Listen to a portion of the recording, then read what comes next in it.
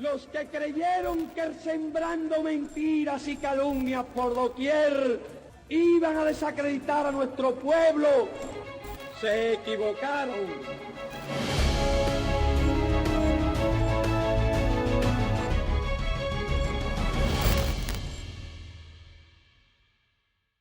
Abrimos Archivo.cu en su tercera temporada. Periodistas cubanos nos unimos en este proyecto audiovisual para documentar cómo operan contra Cuba estrategias de desinformación diseñadas por el gobierno de Estados Unidos para influir en las emociones, las conductas, los pensamientos y hasta en los sueños de los cubanos. En medio de la tensa situación sanitaria generada por la COVID-19 y los efectos de la crisis económica que ha vivido Cuba en los últimos meses, con impactos reales del bloqueo, a través de las redes sociales y de los grandes medios corporativos, se ha intentado una y otra vez construir una realidad paralela ante la opinión pública mundial.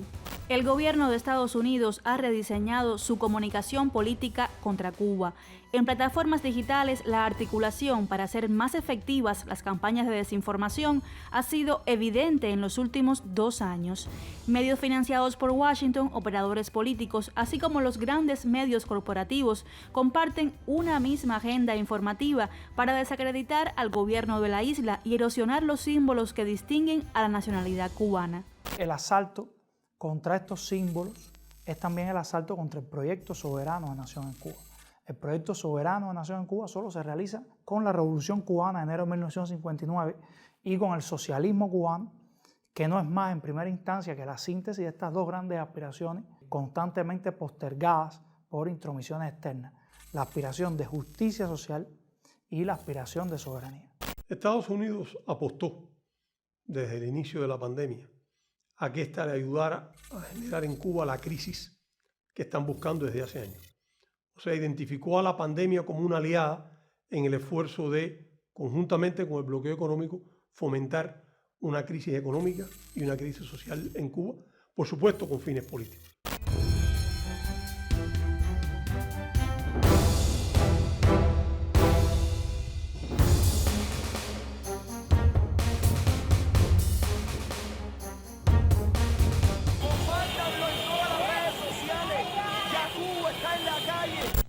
Calculan que si someten a la población cubana a penurias y promueven a líderes artificiales que inciten al desorden y la inestabilidad, podrían generar en las redes sociales un movimiento político virtual para llevarlo luego al mundo real. Emplean cuantiosos recursos, laboratorios sociales, herramientas de alta tecnología en una desenfrenada campaña dirigida a desacreditar a Cuba mediante el uso impúdico de la mentira y la manipulación de datos.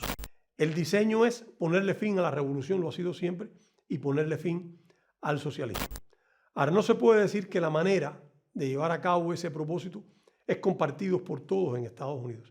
Y tampoco es justo decir que todo el mundo en Estados Unidos, ni siquiera todos los políticos en los Estados Unidos compartan que sea legítimo intentar subvertir a Cuba, intentar derrocar de manera anticonstitucional nuestro gobierno, y además no es justo decir que todos los políticos en Estados Unidos compartan la intención de aplicar medidas económicas coercitivas para dañar a la economía cubana y para castigar o penalizar a todo el pueblo cubano. Lo que sí es cierto es que ese criterio es el que ha prevalecido durante la mayor parte del tiempo dentro de las estructuras políticas estadounidenses y del gobierno de ese país. Sin poder lograr el caos previsto para Cuba, el propio presidente de Estados Unidos, Joseph Biden, dio voz a la matriz de contenido que intentó presentar a Cuba como un estado fallido. A continuación, todos los medios de la articulación mediática difundieron la misma idea. Han desatado una gran campaña para distorsionar la verdad sobre lo que sucede en nuestro país. Lo han ido combinando con algunos datos ciertos que acompañan de grandes mentiras. Se han buscado voceros que repitan de manera incansable sus ideas, utilizan algoritmos informáticos para repetir la información y dar la impresión de que existe una gran audiencia o un gran cúmulo de población que respalda los criterios, las posiciones, las visiones negativas con respecto a Cuba. Lo han intentado todo, desde las formas más sutiles y conciliadoras, apostando a intelectuales y a corrientes de pensamiento socialdemócratas, con una plataforma mediática de soporte, comenzaron apuntando al desmontaje ideológico del socialismo cubano, en combinación con una estrategia nunca abandonada en la subversión antisocialista, el arte y la cultura, sostén espiritual de la nación cubana. Contrario a lo que prometió a sus electores durante la campaña electoral en el 2020, el gobierno de Biden lo que ha hecho es continuar con inercia exactamente la política de Donald Trump, con un alto grado de lealtad, con un alto grado de fidelidad.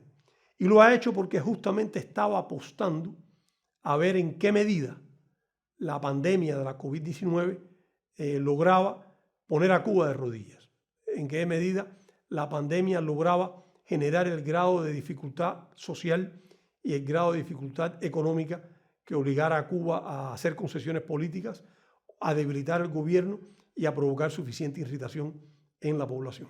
Las campañas mediáticas apostaron por traspasar al escenario cotidiano de los cubanos el caos construido en las redes sociales. Diseños de laboratorio con operarios en el extranjero y el territorio nacional, incluso con sistemas automatizados para generar perfiles falsos y alto volumen de información asociado a una misma matriz de contenido, articularon operaciones políticas y mediáticas antigubernamentales. En Estados Unidos se ha montado una operación bien concertada y bastante integral, en que involucra al gobierno, por supuesto, es un diseño gubernamental, al que se han sumado los grandes medios de difusión, se han sumado fuerzas políticas de ese país y se han sumado algunas de las organizaciones que monopolizan la difusión en redes digitales. Sumas millonarias siguen corriendo desde Washington para atacar y desacreditar la gestión del gobierno cubano, al tiempo que sostener una política fracasada ya por 6 décadas. Pero ¿a costa de quién corren estas cuentas?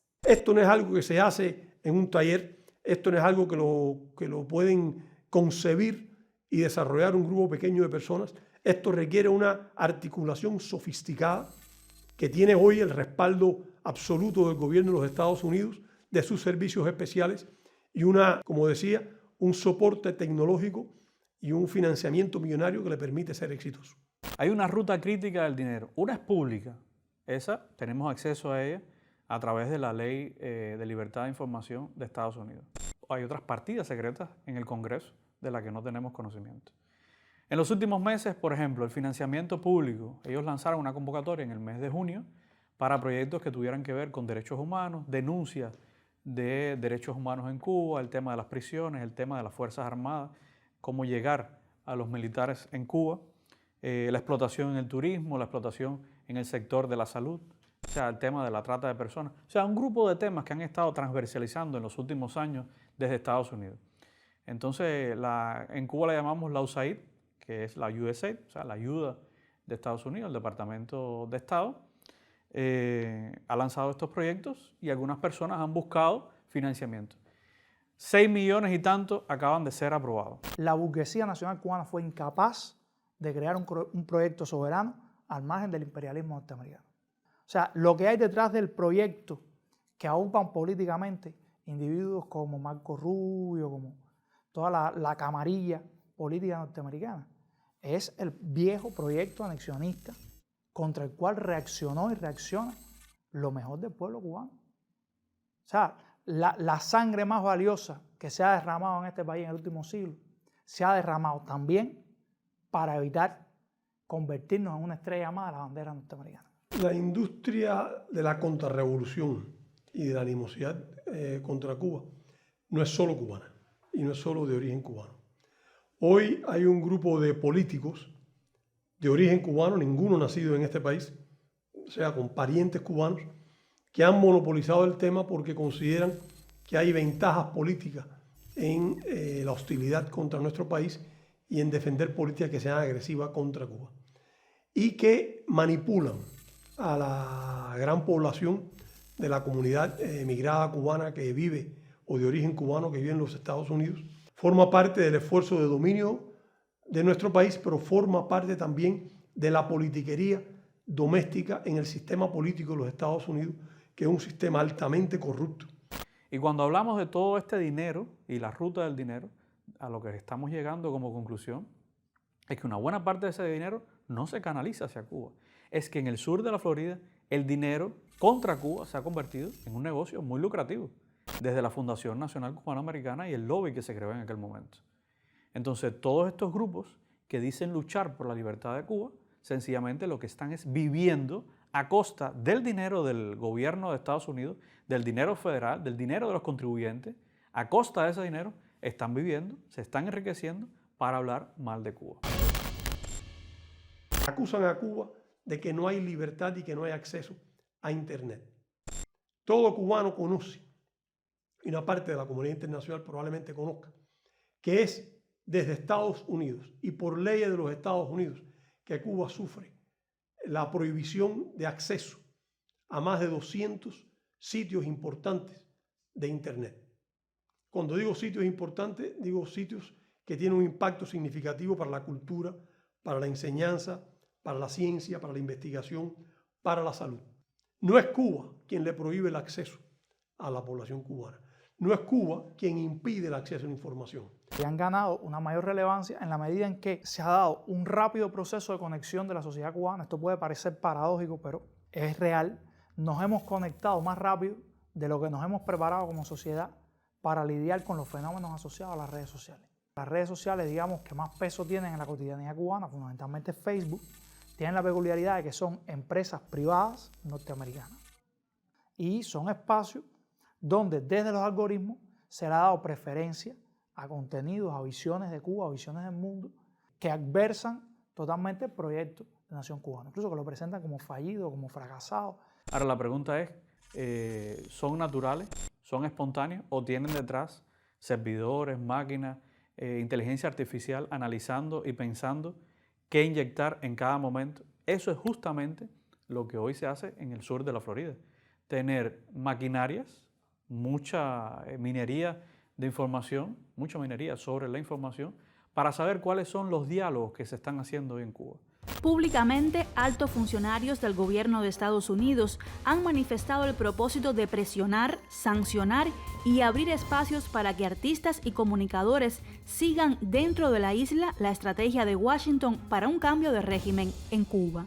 En el año 2018 hubo una presentación fabulosa en la ciudad de Washington, en un centro llamado el Centro Kennedy para las Artes. Lo que pudo percibir el público estadounidense y se reflejó en la prensa de ese país es que esa gran manifestación singular de Cuba y tan extraordinaria era posible solo fruto del extraordinario esfuerzo dedicado por la política estatal, por la política del gobierno en respaldo a la creación artística, a la iniciativa artística y al talento artístico y cultural en nuestro país. Pues el gobierno de los Estados Unidos se propuso tratar de denigrar esa imagen, de cambiar esa imagen justamente exitosa de Cuba en la esfera artístico-cultural. Y por eso ha dedicado tanto tiempo, tanto esfuerzo y tantos recursos en los últimos 3 años para tratar de mostrar una imagen distorsionada de Cuba y para tratar de enseñar un panorama de un gobierno en conflicto con el sector artístico, en conflicto con el sector intelectual. A lo largo de estos 60 años y aún hoy, las expresiones más representativas y más significativas del arte, de la cultura, de la creación literaria, de la creación fílmica y del valor cultural y espiritual de nuestro país, ha estado al lado del gobierno, al lado de la revolución y al lado del pueblo cubano. No ha estado la mejor representación de eso nunca al lado del imperialismo, al lado de los intereses de los Estados Unidos. Nunca ha estado la mayor parte y lo más representativo al lado de quienes quieren destruir a este país.